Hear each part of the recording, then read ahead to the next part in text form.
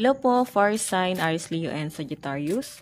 Kumusta po kayong lahat? Okay, so Fire Sign, maraming salamat po sa walang sawang pagsubaybay sa ating pong daily horoscope.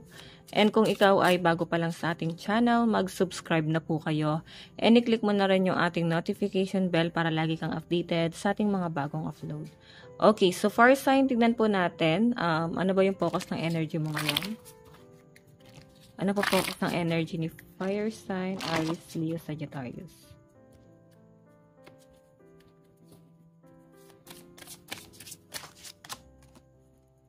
I lovingly accept myself. So, finally guys, no, nakikita ko na parang na-heal ka na. Nandun ka na sa point na mas minamahal mo na yung sarili mo. Mas pinapahalagahan mo na yung sarili mo dito.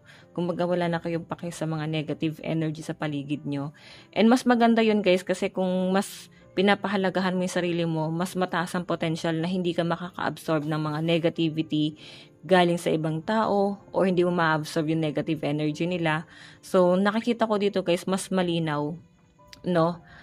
Parang nandun ka na sa point na tanggap mo na kung sino ka, ano ka, eto ka na.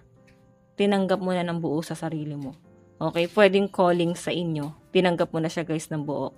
Pwedeng nandun ka kasi sa point na Fire Sign dati duda ka or ayaw mo pa siyang tanggapin kasi baka hindi para sa inyo. Pero sa malinaw na pinapakita sa akin dito, Fire Sign, maluwag na sa dibdib mo na tinatanggap itong mga bagay na to. Okay? Pwedeng calling to. Or pwede yung imperfection mo. Okay? Truth is my teacher. So, eto guys, hindi naman sa pagiging parang matigas. Nakikita ko nga na mas lumalambot ka pa rin. Pero, alam mo kasi yung totoo. Kaya parang mas minamahal mo yung sarili mo. Mas mahal mo yung sarili mo. At yung mga taong nandyan. Okay. So, tignan po natin, Fire Sign, yung overall energy.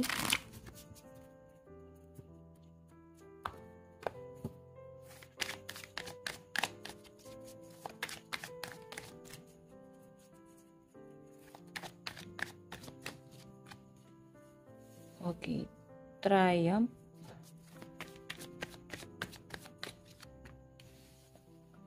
Overload.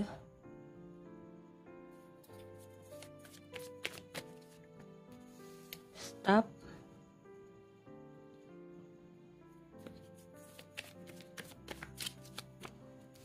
Apology. So, merong gustong humingi ng tawad. Pero kung makakita nyo guys, galit pa sila. Parang ganun. Or pwedeng may hingi ng tawad pero galit ka pa rito.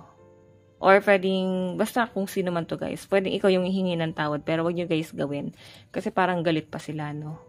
Marami pa sila guys, parang mabigat na iniisip tungkol sa inyo. Or pwedeng ikaw yan guys. Dami nyo na guys stress. Nasagad na siguro kayo. Nawala na talaga kayo guys ng pakialam. Kasi parang patong-patong na yung problema mo eh.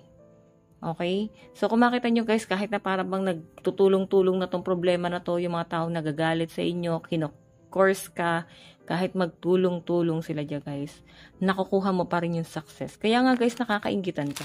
Kasi mas nagiging successful ka pa. Okay? Yan yung malinaw na pinapakita sa akin dito, Fire Sign, no? So, protektahan mo yung energy mo. Ayan, lalo na full moon, mag-manifest ka.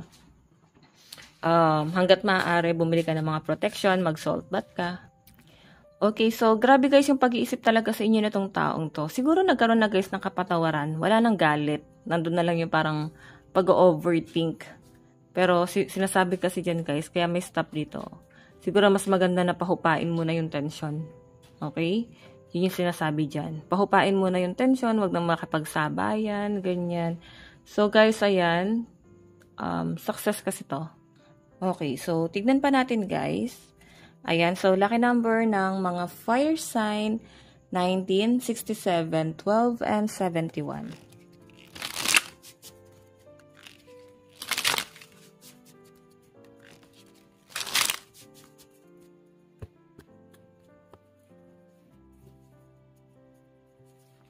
Okay, parang balik-baliktad siya. Baliktad pa rin hawak ko sa card. Ayan. So, guys, angel number 444, tatlong 4. Baka merong mensahe sa inyo ang inyong mga spirit guide. Ayan. Tignan nyo na lang, guys, sa Google, no? Ang ibig sabihin ng angel number 444, tatlong 4. Okay?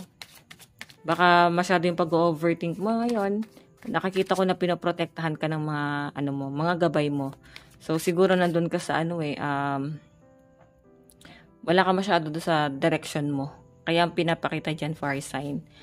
Yung mga gabay mo, gusto nilang kumonek sa inyo, gusto ka nila guys palalahanan, pero hindi siguro nila guys alam kung paano. Hindi sila makapasok sa panaginip or hindi ganun kalakas yung energy mo para masagap mo sila. So, pwede kasi guys na may mga repeating numbers, okay, na pinapakita sa inyo. Tignan pa natin guys. Meron tayong 9 of Wands. Okay. Meron tayong Ace of Cups.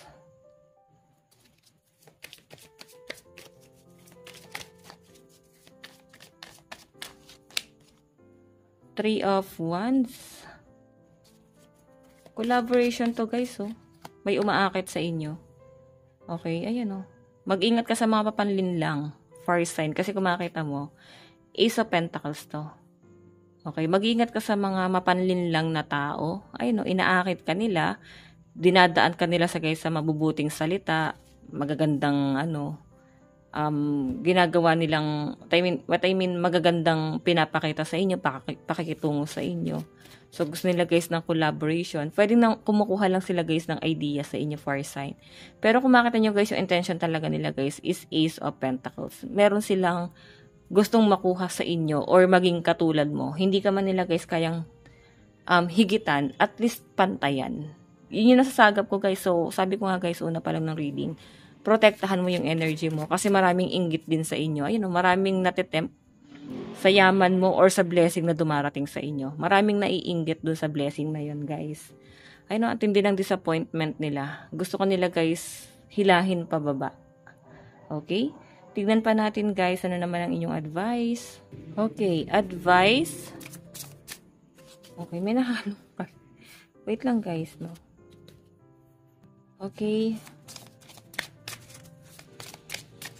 Advice kay fire sign, meron tayong ayan. Okay, say you're sorry.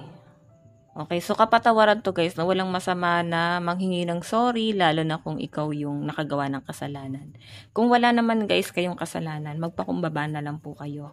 Okay, ayun yung sinasabi ng card. So, basahin natin, fire sign. You are carrying around regret.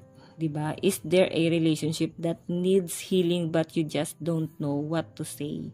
Give your pride a rest and simply start with, I'm sorry. Take responsibility and acknowledge your role in the situation. Apologize for them and for you, then let it go.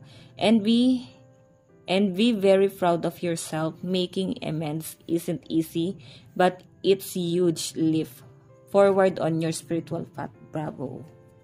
Okay? Napakaganda nito. So, siguro, meron dito, deserve talaga ng, ng apology. Or, wag na guys, palakihin yung gulo. Magkaroon na lang guys ng kapatawaran. Kasi, hindi na pabata eh. Okay? Kailangan may magpakumbaba talaga. So, fire sign, ito lang po ang inyong reading. Bukas po ulit. God bless and love you all. Bye-bye.